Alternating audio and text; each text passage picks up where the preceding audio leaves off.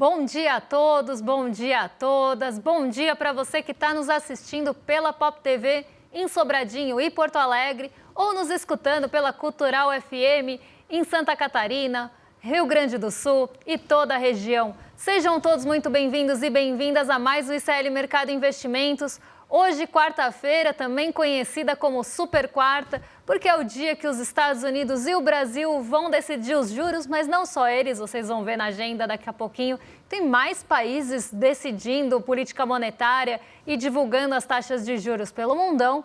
E a gente tem também os efeitos já dessas taxas de juros aparecendo em alguns setores da economia. Então, como ontem a gente ficou devendo, hoje a gente vai contar por que a confiança da indústria caiu tanto nos últimos tempos e o que está por trás dessa queda nas expectativas e na confiança da indústria como um todo.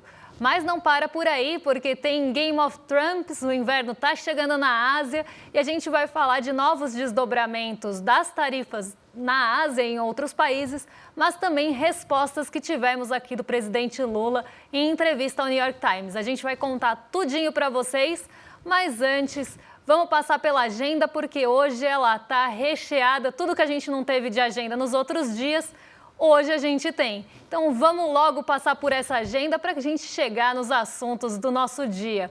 Às 2h30 da manhã na França saiu o PIB do segundo trimestre, medição preliminar. Às 3 horas na Alemanha teve vendas no varejo, também aí medição de junho. E às 5 horas ainda na Alemanha saiu o PIB do segundo trimestre, medição preliminar. Agora às 5 horas na Itália, o que teve na Itália? A prisão da Carla Zambelli também, mas tem PIB do segundo trimestre preliminar sendo divulgado hoje. Então a primeira parte da agenda, vocês estão vendo aí, está tomada por PIBs e por indicadores da zona do euro e da Europa no geral. Porque às 6 horas da manhã, quem divulgou o PIB do segundo TRI foi a própria zona do euro. E lá ainda teve índice de sentimento econômico e confiança do consumidor. Então, primeira parte da agenda até às 6 da manhã só deu Europa. Às 8 horas, aí sim nosso Brasilzão entra em cena com o IGPM de julho sendo divulgado pela FGV. Então a gente traz aí o índice do aluguel para vocês amanhã, porque hoje tem assunto pra caramba para falar, tem muitos desdobramentos do tarifaço. E às 8 horas, quem divulgou também sondagem FGV do comércio e de serviços dessa vez. Ontem saiu da indústria e agora comércio e serviços também mostram seus indicadores de confiança. Às 9 horas da manhã no México também tem PIB do segundo trimestre, medição preliminar. E às 9h15 foi os Estados Unidos. Agora chega os Estados Unidos na agenda, eles já chegaram com tudo. Relatório sobre criação de empregos no setor privado. E lá também sai PIB do segundo TRI, primeira leitura. Então também, primeira leitura preliminar aí dos Estados Unidos às 9h30 já foi divulgado. Mas não para por aí, porque ainda tem coisa na agenda para vir pela frente. 9h30 da manhã também saiu o índice de preços de gastos com consumo. O famoso PCI, aquele que mede os gastos com consumo pessoal, só que aqui a gente está falando da medição trimestral. Amanhã sai a medição mensal que o Fed, o Banco Central dos Estados Unidos, adora e olha de pertinho para decidir juros no país. Então, hoje a gente tem a decisão de fato e amanhã a gente tem esses dados que normalmente embasam a decisão, que é o índice de preços de gastos com consumo e seu núcleo, só que aí é a medição mensal.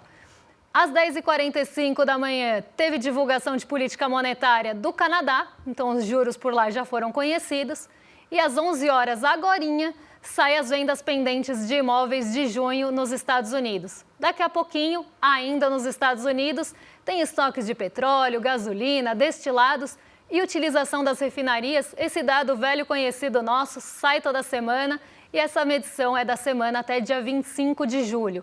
Mas não para por aí também, porque ainda tem a decisão, quase pulei o fluxo cambial semanal aqui do Brasil, que sai também às 2h30, então daqui a pouquinho a gente conhece esse dado que também é recorrente aqui na nossa agenda. Às 15 horas, aí sim, tem decisão de política monetária lá nos Estados Unidos, então o Fed vai divulgar a nova taxa de juros, a expectativa é por manutenção, isso está bem consolidado, a gente vai ver daqui a pouquinho, mas o que todo mundo espera é a coletiva que vem em seguida, a fala do Jerome Powell, que não está na agenda, mas é o que normalmente todo mundo olha com mais cautela e com até uma lupa maior. 6h30, aqui no Brasil, ou a partir das 6h30. Quem decide política monetária e divulga os juros é o nosso Copom. Então, a decisão aqui do nosso Comitê de Política Monetária em relação à taxa Selic. Para finalizar a agenda, agora sim, porque eu estou quase perdendo o fôlego aqui, quase um Galvão Bueno narrando a agenda, 10h30 da manhã, olha o ato aí, 10h30 da noite aqui no Brasil, na China, sai o PMI industrial e de serviços de julho. Então, aqui a gente tem a primeira medição do PMI, que é o índice dos gerentes de compras, deve ficar muito no radar, está todo mundo de olho na economia chinesa e nas perspectivas para essa economia chinesa. E esse dado é o primeiro que sai, porque não é a medição da S&P Global. Essa medição é chinesa, é uma medição diferente. Assim como nos Estados Unidos tem o S&P Global e temos também outros indicadores que medem o índice dos gerentes de compras, na China acontece a mesma coisa. E dessa vez é a NBS que divulga esse dado. Agora vou lá para a redação, finalmente, dar bom dia para o Diego, que já estou quase dando boa tarde, depois de falar tudo isso de agenda. Diego, bom dia, como é que você está? Como é que foi o fechamento dos mercados ontem? Conta pra gente. Opa, desculpa. Bom dia, Débora. Muito bom dia para toda a nossa audiência. Bom dia para todo mundo, exceto para quem foi presa na Itália. Enfim, muito bom dia para os mercadeiros e mercadeiras de plantão. Luiz Longo, Gladys Garcia, André Bolzan, Maria Helena. Hoje a equipe veio em peso, hein? Regina Coeli, Gabriela Mota, Terezinha Rabelo, que está sumida aqui do chat. A gente sente muito sua falta, Terezinha. Enfim, muito bom dia para todo mundo. Hoje uma enxurrada de bom dia, isso me alegra o coração. Enfim, vamos para o nosso fechamento? Pois bem... Será que acabou o clima de mau humor?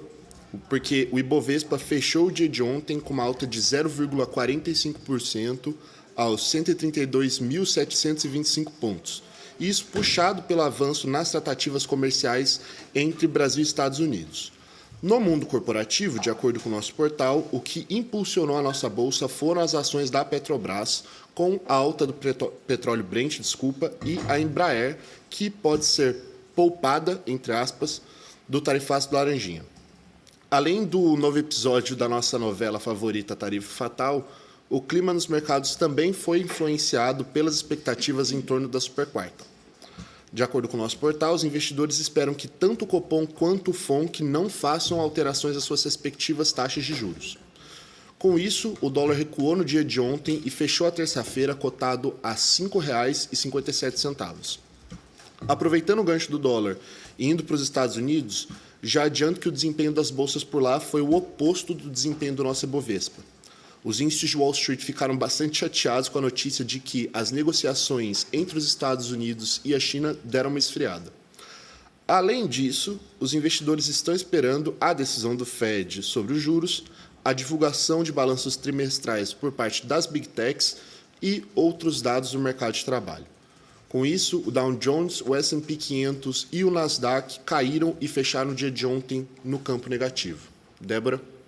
Vamos lá, vamos entender aí o que aconteceu com a nossa bolsa, Porque cadê esse respiro depois de tantos dias de queda? E aqui a minha pergunta é quase a própria resposta, Porque ela teve esse respiro justamente por ter tido muitos dias de queda.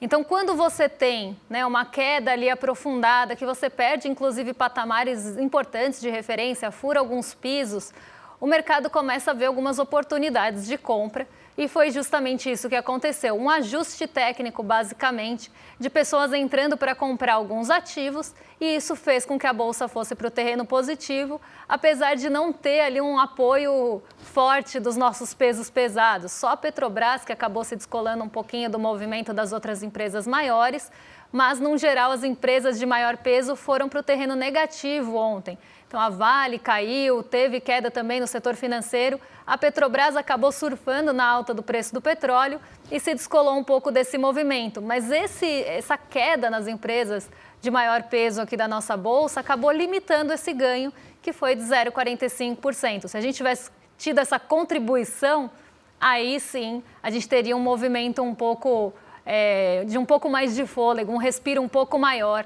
na nossa bolsa. Então, um dia que a gente não tinha muitos indicadores relevantes, a tensão em relação às tarifas continua pairando no ar. Então, sem muita novidade, sem novos desdobramentos, a bolsa acabou reagindo mais justamente a esses fatores de ajuste. Não teve um grande condutor para essa alta. mas uma alta que a gente não via há algum tempo, a gente consegue retomar alguns patamares que a gente tinha perdido, a gente estava nos níveis mais baixos aí desde abril. Então isso é um ponto importante, um respiro importante para a Bolsa, mas sem grandes causadores dessa alta, sem grandes condutores mesmo. Agora, o tarifaço, ele continua no radar, ele continua na centralidade ali de toda a discussão, seja no mercado financeiro ou na economia real, porque ele vem fazendo barulho e cada dia, né, quanto mais se aproxima o dia 1º de agosto, sobe ou cresce a expectativa em relação às tarifas. Então, essa tensão também está acirrando em relação à imposição de tarifas aqui no Brasil no dia 1º de agosto. Isso já está divulgado. As tarifas entram em vigor no dia 1º de agosto, então os Estados Unidos, só para explicar aqui por preciosismo, os Estados Unidos impôs tarifas aos produtos importados aqui do Brasil. Então, o que sai daqui e entra lá nos Estados Unidos vai entrar com uma tarifa de 50%, numa tentativa de diminuir a importação dos Estados Unidos de produtos brasileiros. Agora, a gente sabe que essas cadeias, elas não mudam de uma hora para outra, elas não vão ali ter um efeito imediato de levar essas empresas para os Estados Unidos ou fazer com que a produção vá para lá. Às vezes, nem por questões de solo, nem por questões climáticas é possível que essa produção vá para lá. Então, essas tarifas devem deixar os produtos mais caros lá nos Estados Unidos e isso já está também acendendo alguns sinais de alerta a partir do dia 1º de agosto. Mas não só isso, porque como eu falei mais cedo, o inverno do Donald Trump, do Game of Trumps, está chegando também na Ásia. Então, a gente teve algumas novidades, inclusive nessa manhã. O Donald Trump já divulgou uma tarifa de 25% em relação à Índia. Então, os produtos importados da Índia agora também vão ter uma tarifa de 25% a partir do dia 1º de agosto. E a gente tem outros países asiáticos também sofrendo com tarifas maiores. E países esses que têm produção, principalmente de vestuário. Então, tem marcas como Nike e outras marcas estadunidenses que acabam produzindo nesses países asiáticos e isso é uma decisão estratégica da marca. A marca não escolhe ao vento, assim, eu acho que eu vou produzir na Ásia. Não é assim que a coisa funciona. Ela, por uma decisão estratégica de preço de mão de obra, visando lucro, tentando maximizar a sua produção, leva essa produção para outro país. Ela não escolhe arbitrariamente onde ela vai produzir onde é mais interessante para ela. Se é interessante produzir no Camboja, se é interessante produzir no Sri Lanka, ela vai levar essa produção para lá, seja qual for o motivo, e normalmente o motivo é aumentar o lucro e diminuir o preço da mão de obra. Então, essas empresas, elas produzem os seus produtos, embora isso tenha ficado um pouco redundante, em países asiáticos. E esses países estão sendo taxados em 30%, 36%, dependendo do caso. Isso já está criando uma tensão também entre os trabalhadores desses setores de vestuário, que estão muito preocupados com seus empregos, a manutenção de seus empregos. Eles já sofrem com condições precárias de emprego e pouca segurança em relação ao emprego. E isso está aumentando essas preocupações desses trabalhadores. A gente tem o painel com as informações para a gente passar para a audiência, só para eu não ficar falando aqui. Não temos o painel, então eu vou ficar falando os dados para vocês. Vou tentar ser mais enxuta nos dados, porque sem apoio fica ruim para quem está escutando. Mas vamos lá. As tarifas, como eu falei, foram impostas 36% no Camboja e 30% no Sri Lanka, lugares que têm essas produções de roupas que depois são exportadas ou importadas pelos Estados Unidos, exportadas por esses países, importadas, compradas pelos Estados Unidos. E dentro desses trabalhadores que a gente tem nos países, 900 mil pessoas são empregadas do setor têxtil no Camboja e 350 mil trabalhadores no Sri Lanka, sendo a maioria delas mulheres. Então, as mulheres, elas estão também nesse alvo das tarifas Donald Trump ou nessa ameaça que se tem ao trabalho dessas pessoas lá no Sri Lanka e no Camboja, principalmente. A medida, como nos outros países, entra em vigor no dia 1º de agosto e a gente, se puderem passar, se a gente já tiver os outros dados, a gente vai passando aí. Como eu falei, as mulheres são maioria, 70% desses trabalhadores, e existe uma probabilidade, uma possibilidade de demissão em massa desses trabalhadores e, em consequência disso, aumento da fome e migração forçada para a Tailândia. Entre as marcas que produzem nesses países, a gente tem a Levi's, a Nike, a Lululemon, e elas acabam, né, importando depois toda essa produção lá para os Estados Unidos. E os prejuízos podem ser mútuos aí nesse caso, né? Esse levantamento é da BBC, só para vocês, para a gente dar a fonte aqui, foi divulgado pelo G1 nessa manhã. E essas empresas, elas podem perder porque os produtos vão entrar mais caros e os trabalhadores estão com muito medo, inclusive fazem um apelo aqui de que os Estados Unidos olhem para esses trabalhadores, olhem para esses países como se esse apelo fosse suficiente para tocar o coração gelado de Donald Trump. A gente sabe que não é assim, que ele não vai ceder a apelos de trabalhadores, mas tem aí pedidos, né, até diretos ao presidente. Por favor, pense em nós e nosso pobre país, mães preocupadas com filhos. Então a gente começa a ver alguns impactos também sociais em alguns países asiáticos que têm essa grande dependência do setor têxtil, e setor têxtil esse que produz lá para os Estados Unidos. Então, essas tarifas impostas a esses países vão ter problemas não só causados nesses próprios produtores, então no setor têxtil e nos trabalhadores desse setor, mas também nos produtos que vão entrar mais caros nos Estados Unidos, e isso vai também desagradar quem está lá nos Estados Unidos enquanto consumidor. Mesma coisa que pode acontecer com os produtos aqui do Brasil. A gente tem uma exportação de alguns produtos importantes lá para os Estados Unidos, então a gente está falando de café, a gente está falando de laranja, né, para a produção de suco de laranja. A gente tem outros produtos também mais industrializados que acabam indo para lá, tem o aço, tem o alumínio, e tudo isso, né, é matéria-prima, se a gente for pensar aço, alumínio, para outros produtos também serem fabricados. Então, quando você entra com esses produtos já mais caros, toda a cadeia produtiva vai ficando mais caro. E não é só os produtos brasileiros que vão entrar mais caros lá, são todos os produtos que às vezes montam essa cadeia produtiva. Então, o aço e o alumínio já entram mais caros. Aí a matéria-prima de outro país também vai entrar mais cara. Tudo isso vai fazer com que o produto final fique mais caro. E, consequentemente, esse aumento deve ser passado para os consumidores. Inclusive, tem uma outra matéria que a gente não colocou aqui, que fala justamente sobre isso, né? Como esses aumentos de preços ou vão diminuir o lucro, ou vão cair nas costas dos consumidores com aumento de preços lá na ponta final, que é do preço ao consumidor mesmo, na prateleira que chega para a pessoa consumir. E entre diminuir o lucro e aumentar o preço, o que vocês acham que vai acontecer no final das contas? Então, quando a gente começar a ver esse aumento de preços de fato acontecer em virtude do tarifaço, aí a popularidade do Donald Trump pode cair ainda mais. Por isso que a gente sempre fala que é um tiro no pé. Então, as medidas dele não só impactam os países nos quais ele está colocando essas barreiras tarifárias, tentando aumentar a tarifa para diminuir essa importação, como se a Nike fosse mudar sua produção têxtil lá para os Estados Unidos, até parece, porque não faz sentido e não vai fazer com que ela maximize lucro com isso, certo? Ela não vai levar, vai continuar produzindo, muito provavelmente nos países asiáticos, que vão sofrer provavelmente com a demissão de alguns empregados, e você vai continuar produzindo nesses países e os produtos vão entrar mais caros, pode começar a gerar problemas ali de preço e isso mexer com a oferta e a demanda desses produtos lá nos Estados Unidos também. Então, tudo isso está sendo colocado na balança por uma birra de Donald Trump, porque muitas vezes, como é o caso do Brasil, essas tarifas não são justificáveis, elas são muito arbitrárias. E aí quem falou sobre isso hoje foi o presidente Lula em uma entrevista ao New York Times, e ele novamente criticou essas tarifas impostas ao Brasil.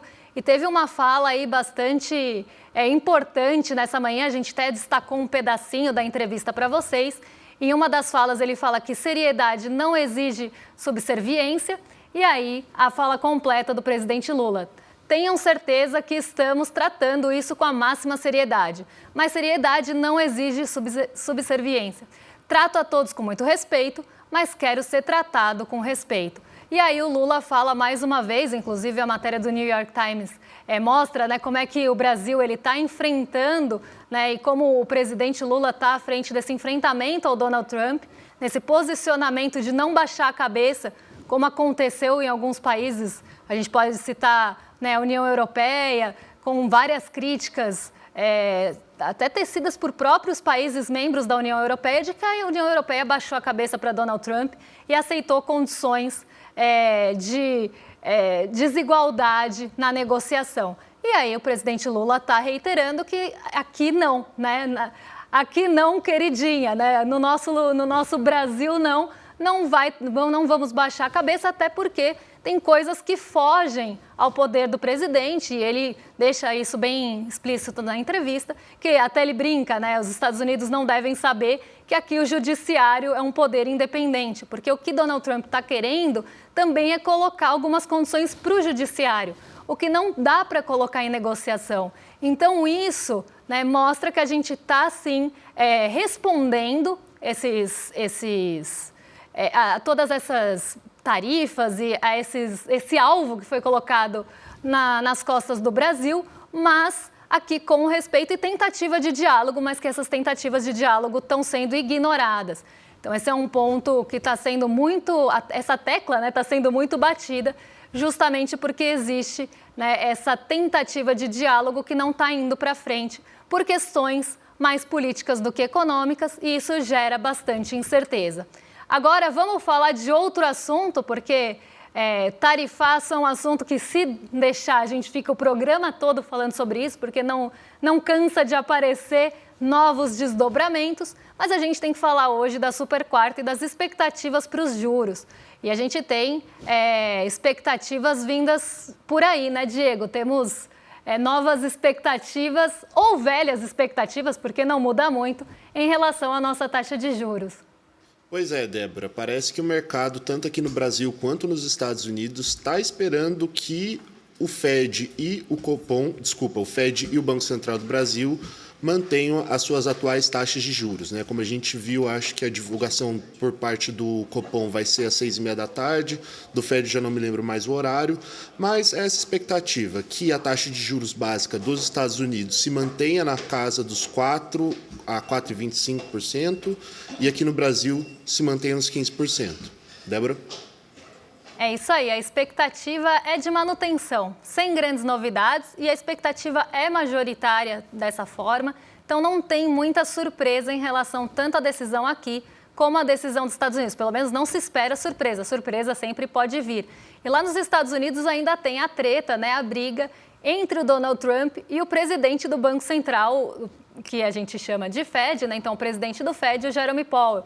E essa treta está acirrada justamente por conta dessa divergência em relação ao posicionamento da manutenção ou não da taxa de juros, porque Donald Trump quer que os juros caiam e o Fed disse que vai manter, ou pretende manter, pelo menos no curto prazo, os juros num patamar atual. E isso aparece no nosso monitoramento do CME, que acaba apontando para a gente, ao longo das semanas, as probabilidades, né, as possibilidades da taxa de juros ser mantida foi subindo. Então, a gente tem aí de 79,30 para 95,90, 97,90 e continua em 97,90. Então, a expectativa majoritária é de manutenção na taxa de juros, não de corte, embora isso tenha aparecido em torno de um mês, né? Então, há um mês se esperava um pouquinho mais que a taxa podia cair. Agora não se espera mais, pelo menos para essa reunião, e as perspectivas foram postergadas. Então, se não tiver novidades,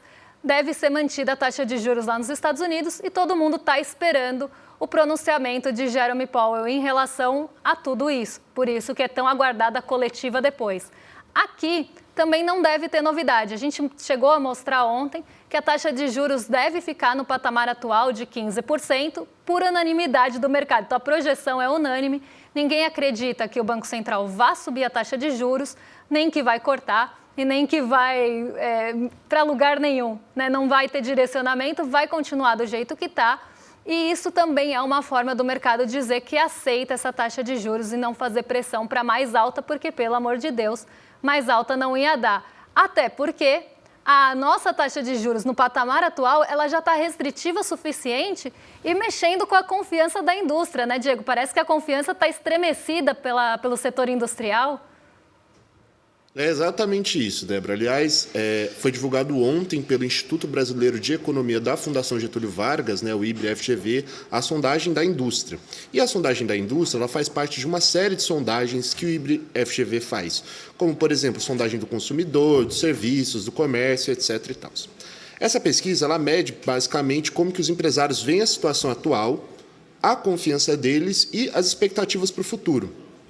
Além desses três componentes, a pesquisa também conta com o nível de nível de utilização da capacidade produtiva. Mas, assim, em resumo, as notícias para o mês de julho não são exatamente animadoras, Débora. Tanto a confiança quanto as expectativas recuaram nesse mês. A percepção da situação atual teve uma levíssima alta, mas praticamente andou de lado. Aliás, eu já queria passar a palavra para você com uma pergunta, né? Eu queria que você explicasse para mim e para a audiência como pode a percepção da situação atual ter tido essa leve alta e a confiança e a expectativa para o futuro terem recuado. Débora? Vamos lá, vamos entender aí essa composição, porque quando a gente olha a confiança cheia, que é o que a gente chama, né, ou brinca, confiança cheia é a confiança final. Só que essa confiança cheia ela é composta por dois outros indicadores. O índice da situação atual, que analisa como é que o setor está vendo a situação agora, e o índice das perspectivas futuras. Então, como é que está vendo daqui para frente a análise desse futuro mesmo, das expectativas para frente. Então, no médio prazo, como é que isso é visto? E a gente tem uma análise da situação atual que melhorou um pouquinho em relação ao mês passado, ela vinha em queda, mas tem um pequeno respiro ali de 0,3. Então, em relação ao mês passado, melhora a análise da situação atual, mas a expectativa continua muito nebulosa. Então, para frente, inclusive colhendo os frutos da taxa de juros mais alta, daqui para frente, no médio e longo prazo, a indústria deve começar a sofrer, não só com a queda da utilização da capacidade, mas também com novas contratações, novos projetos. Isso normalmente é pautado em expectativas. Você monta um novo projeto, você tem uma nova contratação, se você acha que a sua expectativa vai ser positiva lá para frente. E como a gente está tendo uma formação de estoques já agora, né, a gente teve um aumento desse índice que mede ali a formação dos estoques, se a gente está começando a formar estoque na indústria agora, pode ser que você não consiga desovar esses estoques. Precisa desovar o estoque para a indústria produzir mais. Só que para desovar esse estoque precisa ter consumo desse estoque. E aí é que está o grande problema. Com a alta da taxa de juros, não só o crédito fica restritivo, como os novos projetos ficam inviáveis. Então, a taxa de juros mais alta, ela já está restringindo a indústria e essa capacidade da indústria andar para frente. Então, apesar de ter uma pequena melhora nessa análise da situação atual em relação ao mês passado, em relação ao ano passado, a análise da situação atual está muito pior. E as perspectivas para o futuro também estão piores do que estavam no ano passado. Então, pensando no ano passado, estava vendo o momento de agora de forma mais otimista do que a gente está vendo para frente, daqui a um ano, daqui a 2 anos, essa conjuntura de uma forma mais pessimista. E junto a isso tem queda nas contratações, a inviabilização de novos projetos, os estoques se formando, e isso traz um cenário ruim para a indústria. Então, a indústria deve começar a patinar e a expectativa não é boa. Se a expectativa não é boa, isso começa a travar o investimento agora, porque você investe agora para colher para frente. Então, é por isso que a gente sempre fala que na economia a expectativa tem muito poder, porque se você não tem uma expectativa boa, você não consegue fazer com que os projetos andem, porque você não vai tirar eles do papel. E mais que isso, fica difícil tirar no papel para competir com uma taxa de juros a 15%. Então, tudo isso está fazendo com que a confiança da indústria sofra mais um mês, é o 5º mês seguido de queda na confiança. Agora eu quero dar um recado para vocês, um recado muito especial, porque a gente colocou uma meta e vocês atingiram essa meta, né? A gente teve mais de 5.000 inscritos aqui no ICL Eterno que vão fazer parte, né, dessa história com a gente, vão construir essa história com a gente e a gente vai, com isso, também trazer uma surpresa para vocês como um presente, né, uma recompensa quase aí de todo mundo que nos apoiou nessa jornada. Então, no dia 31 de julho, às 8 horas, vai ter uma aula especial com o Gessé e o Castro Rocha sobre quem são os inimigos do povo. Então, um debate aberto para todo mundo assistir como um presente, um agradecimento do ICL em relação a esse apoio e todo esse carinho que a gente recebeu de vocês no ICL Eterno. Então não percam, no dia 31 de julho, quinta-feira, às 8 horas, vocês vão ter esse debate super especial veiculado aí nas nossas redes. E agora vou entregar para os nossos vizinhos de cima. Sei que tem muitos rolezeiros ansiosos no chat, já vi umas coisinhas pipocando aí, então não vou tomar mais o tempo de vocês. A gente tem convidados especiais hoje, pelo que me contaram aqui no ponto, parece que é vinho e convidada, é isso mesmo? Vinho e convidada, então até eu tô curiosa agora para saber o que vem nesse rolê. Então um beijão para vocês e até amanhã. Duas das aulas de maior sucesso que o ICL trouxe para vocês foram o Plano Secreto da Extrema-Direita, com João César Castro Rocha, e o Pobre de Direita, de Gessé Souza. Imagina os dois juntos? Pois é a surpresa que a gente preparou para vocês no dia 31 de julho, às 8 horas da noite. Os dois vão conversar sobre o que é essa força, né, que tanto nos atrasa, que tanto nos oprime, e que tanto nos ameaça aqui no Brasil. A gente se encontra dia 31. Olha só, eu aqui no reino dos livros. Há mais de 150 anos, o poeta Castro Alves recomendava: bendito que semeia livros, livros a mancheia. O livro caindo na alma é germe que faz a palma, é chuva que faz o mar do conhecimento. O conhecimento que liberta. ICL, Instituto Conhecimento Liberta. E agora a gente tem uma lojinha de livros para você. Livros à mancheia. Livros de alta qualidade que te ajudam a pensar. Venha buscar os nossos livros agora, abrindo a nossa lojinha de livros, souicl.com.br.